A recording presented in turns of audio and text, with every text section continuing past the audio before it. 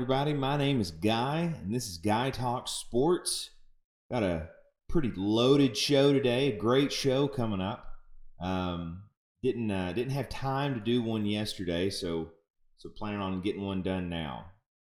Hope you're having a great day so far. I appreciate you taking some time out watching this video. If you could just do one thing for me we're going to dive into a few different things, right? Before we do, if you don't mind, please subscribe to the channel. Gotta grow this thing. Helps so much. So please subscribe. Anyway, let's dive in. It's taken me a while to even talk about the game. I really haven't wanted to, but I feel like if I'm going to cover UT sports, I'm going to have to cover some of the losses as well. Tennessee played at Texas A&M last Saturday, and it did not go great. Tennessee really didn't play good at all. It was a very Buzz Williams type game from Texas A&M. We got bullied, got manhandled. And just did not play well. I'm not going to go too much into the game, but the two biggest stars of the team, right now, Knecht and Ziegler. Knecht, I think he had 22 points. He was 6 of 15 from the floor, 6 of 11 from three, 7 rebounds, 0 assists.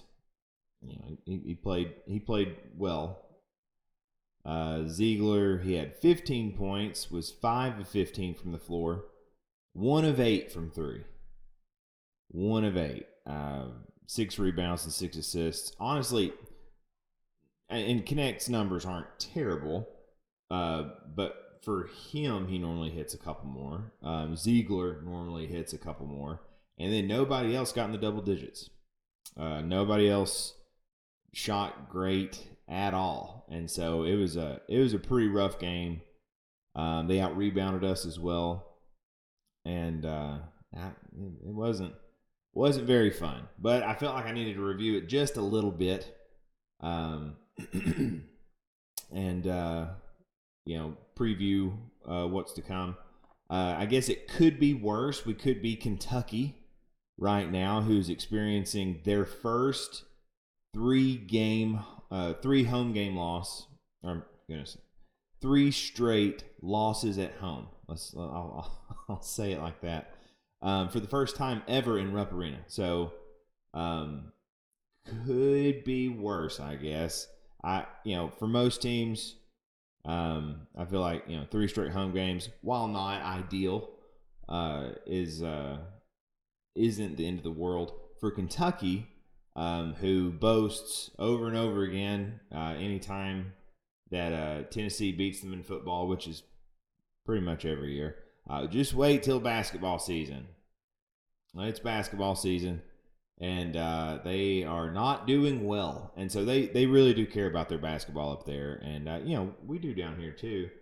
But that's really their main sport that they get to brag about. And it's not going great.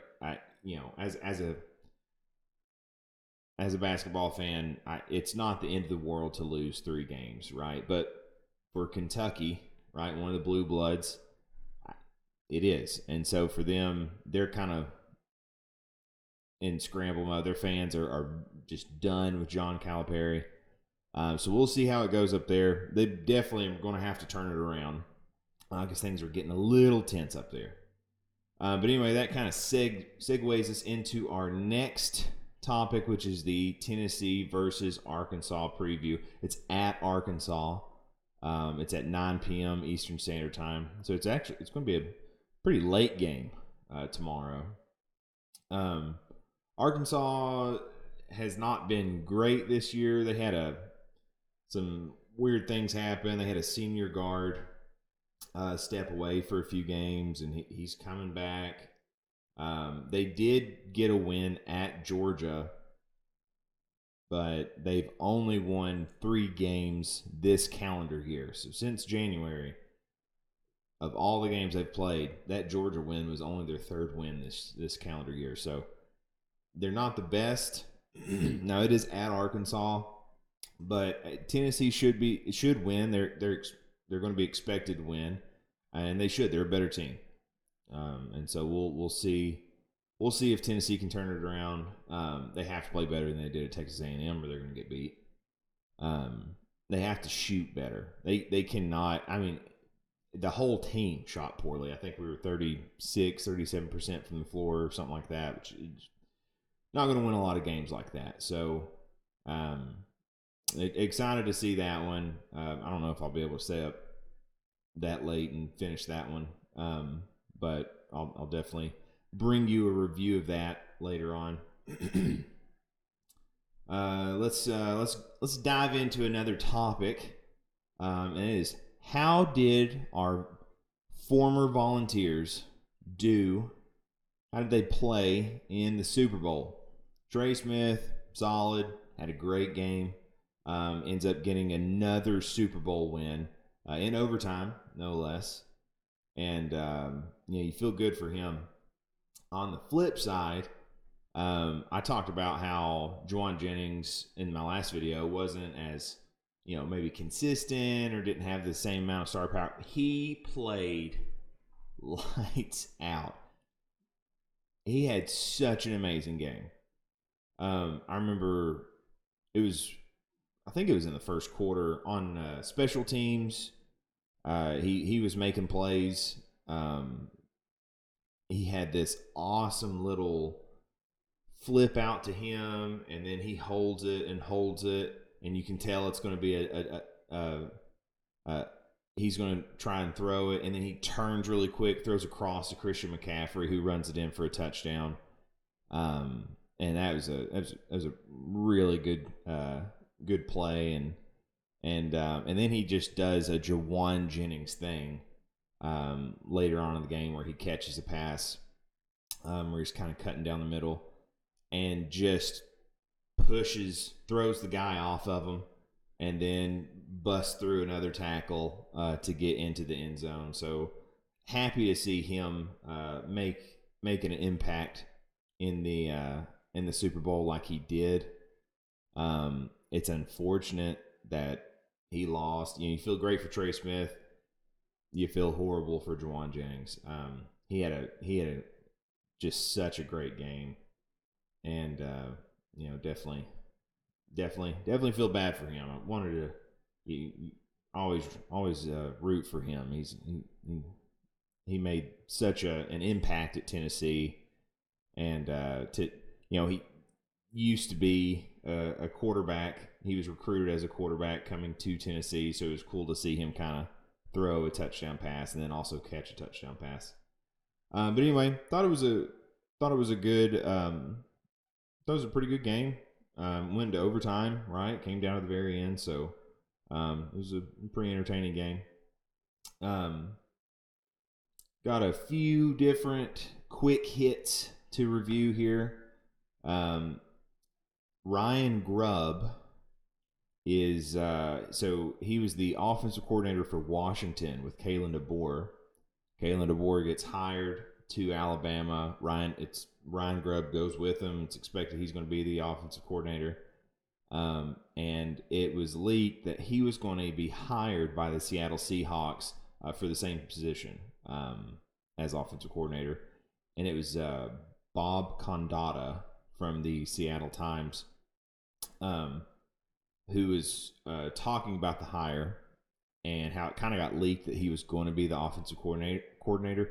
And the reason it's such a big deal and why it was kind of so hush-hush is because Bob Condotta goes into saying how Seattle was waiting for the 30-day window that Alabama players had to transfer out of the program once Nick Saban retired. And so Seattle was just waiting to announce Ryan Grubb as the offensive coordinator so that Alabama didn't have this mass exodus of players since the offensive coordinator was leaving.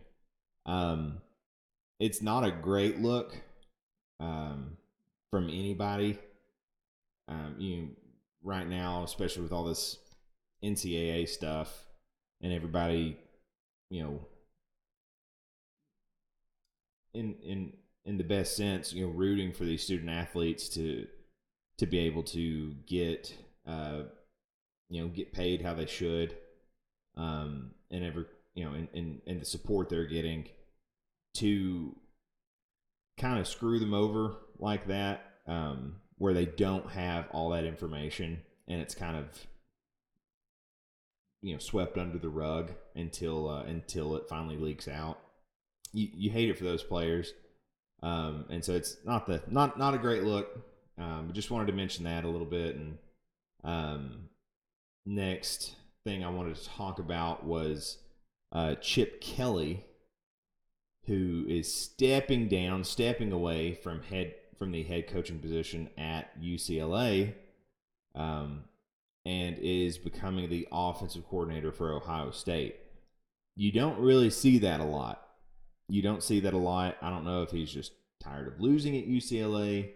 I know he had a pretty decent team a couple years ago, and just wanting to be part of a winning program at Ohio State, or if he's just tired of politics at UCLA.